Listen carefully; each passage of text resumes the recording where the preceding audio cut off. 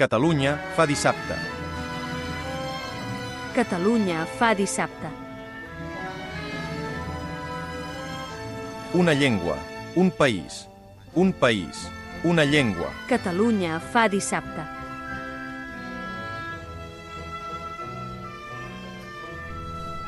Catalunya cau a trossos, però la gent es preocupa més per Gaza que no pas pels trens de Rodalia. Benvinguts tots a una nova edició, un programa més de Catalunya fa dissabte, aquest podcast que us oferim un cop al mes sobre l'actualitat política catalana. I sense més preàmbuls, començo.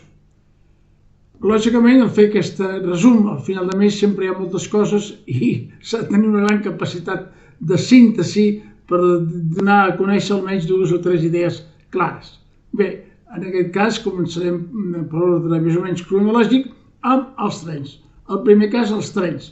Jo penso que ja s'ha dit tot pràcticament sobre aquests trens de Rodalia que funcionen tan malament, que cada dia s'espatllen, que no hi ha diners, que no hi ha inversió, propi de l'actitud colonial d'Espanya de castigar les seves colònies. I també castiga tots aquí, els que voten del PP, Vox, o els partits processistes o de l'esquerra espanyolista, perquè pel capdavall, per Espanya, tots els que vivim a Catalunya som catalans i per tant ens han de castigar. I així ens va la cosa.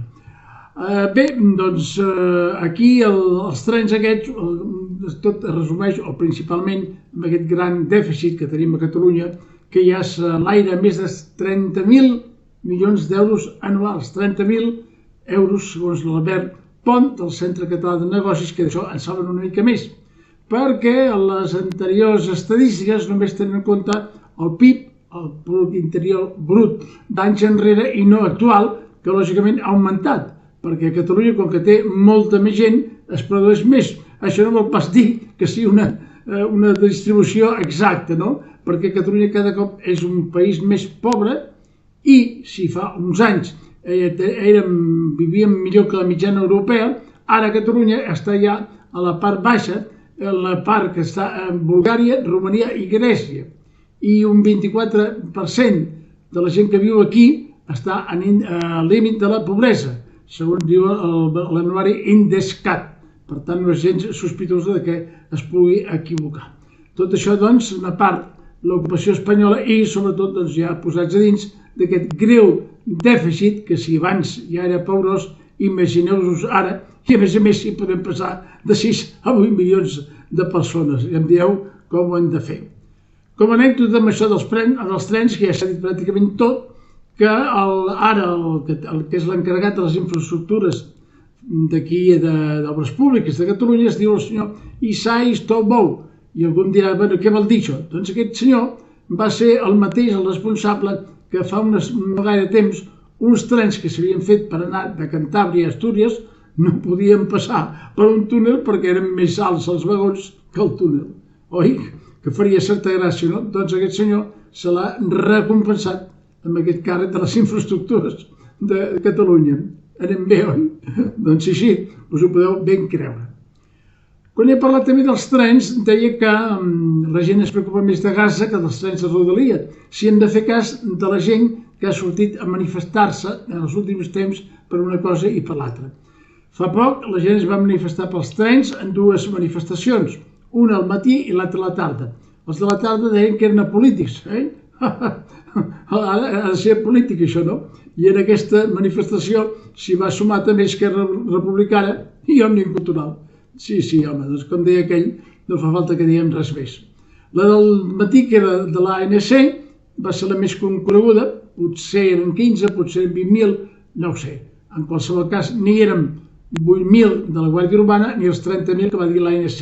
Hauríem de ser una mica més curosos amb les estadístiques. Sí, l'ANC ha de facilitar-ne les seves. Jo precisament els havia fet un retret en aquest sentit, perquè tot ho deixaven a la Guàrdia Urbana. Ara es veu que faciliten les seves xifres, està bé, però home, tinguem una mica de prudència, no? Perquè si passem de 8 a 30 ningú es farà cas. Bé, el cas és que, perdoneu-me aquí l'expressió dues vegades el cas doncs és que en les manifestacions de Gaza, especialment el passat octubre, s'hi van aplegar més de 75.000 persones i amb altres també, Déu-n'hi-do. Per tant, vol dir que el centre de Catalunya ja no és els nostres carrers seran sempre nostres. No, els nostres carrers de moment són de Gaza, no? I aquí és la realitat. Vol dir això que el nostre centre ha desaparegut de Catalunya i que Catalunya doncs, ja no és el focus més important de tot el que ens passi. Si mig milió de persones tenen problemes cada dia amb els trens, doncs, quina importància té això davant del món, no? Catalunya sempre a favor de totes les causes del món, menys de si mateixa. I, com dic, doncs, Catalunya cau a trossos, no solament són els trens, sinó ja ho hem vist la EP7, les carreteres estan completament col·lapsades i molts col·lectius s'estan movent perquè tenen greus problemes econòmics, que no és altra cosa que haver de passar de 6 a 8 milions, que això no vol dir anar en contra la gent d'immigració, i s'ha de dir un cop més, no? Perquè la gent sempre es pensa que llavors vas contra els immigrants. De cap de les maneres, tothom cerca el millor per la seva família, jo faria el mateix, que coi. Ara, si aquí a aquesta classe no podem admetre 8 milions sense poder-los oferir unes bones condicions de vida, que això és el que està passant ara mateix. I tampoc, ja que som a dins d'Espanya, en aquest paurós dèficit de més de 30.000 milions. Aleshores, què volem solucionar? És lògic que passin problemes. Els problemes de l'habitatge. On hem de ficar aquesta gent? Els vagons dels trens? Els vaixells? A l'aeroport? Va, ja està bé, home, tots aquests processistes, tota aquesta gent de l'esquerra de sofà, espanyolista i botiflera, doncs que s'han de posar d'acord amb els capitalistes, si ja veieu tu, que vagi entrant aquí gent, tu, benvinguda. Benvinguda què? La gent només ve a treballar, a importar la misèria? Jo penso que la gent hauríem d'intentar entregar-los. I què dir-nos del català, que està a punt de la seva mort? Doncs que aquests 2 milions ha estat la fotada final. Com volem incorporar aquesta gent? Algú m'ho vol dir? Doncs, com dic, problemes amb els pagesos, esclar. Amb el tema aquest del Mercosur, què en faran? Aquí vindran productes d'aquí sap on i seran més bons els productes del Perú, del Marroc, per exemple, que els d'aquí. Esclar que Espanya té un acord amb el Marroc. I no sabem si és per les Canàries, si és per Santa Melilla, que no està protegit per l'OTAN. El fet és que ho han de pagar els catalans, en aquest cas els pagesos, i nosaltres en rebrem les conseqüències perquè no tenim cap mena de poder en res. Això és una diputació gran, però mai és una gran diputació, que està a mans d'uns que només intenten sobreviure i anar vivint i anar governant i anar cobrant, oi? Anar vivint bé i anar tallant cintes si és possible. Però el dia a dia ningú se'n preocupa dels punts febles que hi ha hagut aquí amb la Renfe, dels punts a les carreteres, de les canonades d'aigua que no funcionen i en perdem moltes. Qui s'encarrega d'això? Això no dona vots, però destrueix el país. Vagues de metges, que estan farts de fer tantes guàrdies. Vagues de docents, pobres docents, que no es passi res, oi? Avui dia, tan malmirats que estan, que tothom se'ls fot a sobre, que cada dia canvien de sistema, de consellers. A més, imaginem-vos els que han d'ensenyar català en ciutats com Hospitalet o Cornellà o Salt, diguem-ho tot, no? Doncs els compadeixo i crec que són pràcticament uns herois, no? I bé, doncs hi ha molts altres problemes que es van succeint cada dia i que parteixen d'aquestes estructures. No vol dir que una societat no hi hagi problemes, però sí que si no té poder i no té mitjans, ens passa això. I realment, doncs, com dèiem, clar, la llengua també és de fer un apunt setmanal, no? Agressions cada dia per tot arreu. A València, per exemple, ara dels llibres de text han tret els autors catalans i balears. Només poden estudiar els autors de València, del País Valencià. Què passaria aquí si a la llengua castellana traguéssim els autors de fora de Catalunya? Es quedarien. Què dirien? Tot el govern central s'hi oposaria. No passa res. El govern valencià també no vol que s'aprengui català a les zones del País Valencià que són castellanoparlants. No fos cas que es poguessin entregar al país. Això és el que està passant, doncs, al País Valencià. I també hi ha casos greus que sembla que ara no es podem ni suïcidar en català, si ens permet l'humor negre. Una senyora anava a fer teràpia i a un hospital de Barcelona li han dit que aquesta senyora tenia problemes, que es volia suïcidar, poca conya. Li han dit que no podia ser en català. O sigui que una persona que té problemes tan greus, si em permeteu, la conya doncs s'hauria de suïcidar en castellà, no? O a la Catalunya del Nord, on el diari jacobí L'Independent ha prohibit publicar una esquela en català. O sigui, tampoc no es podem morir en català. D'altra banda, tenim que la senyora Ayuso de Madrid tot el dia s'està ficant amb els catalans i ens diu que ara, si volem regular la immigració, doncs que no s'ha d'exigir el català.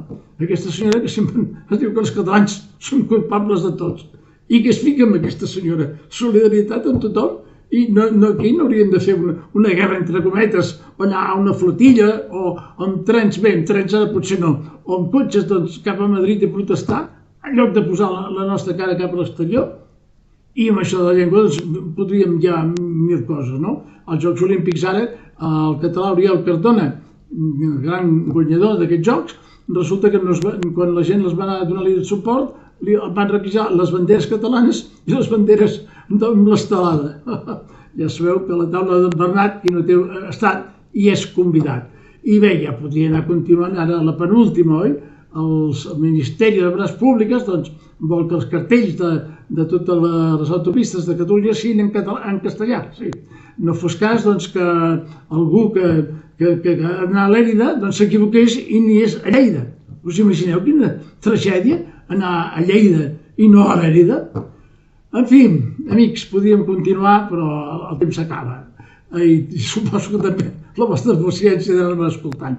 Ara, com dèiem abans, es prepara una flotilla també per anar, la segona per anar a Gaza, sembla que serà el mes d'abril, diu que està molt ben cuidada i hi haurà de tot, i jo els demanaria de totes formes que recomanaria aigua del Carme, perquè es podrien marejar, ja que no estan molt habituats. Però ja posats a dir, doncs per què no defensen Ucraïna, Nigèria, Sudan, Azerbaidjan, aquests llocs on hi ha molts problemes. No, s'ha de anar a Gaza contra Israel i contra els Estats Units. Aquesta és la qüestió. No em fico amb les motivacions. Però, per exemple, ara es podien fer una parada a l'Iran, no? Ja que diuen que la justícia, d'això. Per què no aneu a Iran, senyors? On persegueixen a totes les dones que van sense ell?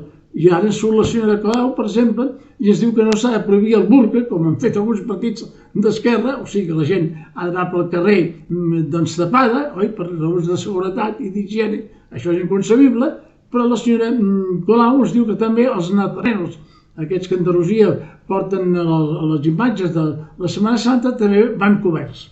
Imagineu-vos quines comparacions, quina situació de ridícul i de baixesa moral hem arribat. Però aquest és el nostre país que tenim, no? I doncs se'ns va caient a trossos, naturalment que sí. En fi, doncs que tingui sort aquesta flotilla, que ara s'anirà cap a Gaza, no? Recordem que fa uns anys dèiem que tots havíem d'anar cap a Ítaca, no? Havíem d'estar preparats. Ara, doncs no, hem d'estar preparats per anar cap a Gaza. I es veu, doncs, que els temps canvien, que és una barbaritat, oi? Doncs bon vent i barca nova. Ja, doncs no me'n descuidava, no us oblidem mai que un dia més amb Espanya, un dia menys de vida. Gràcies a tots i fins al mes entrant. Catalunya fa dissabte. Catalunya fa dissabte. Una llengua, un país, una llengua. Catalunya fa dissabte.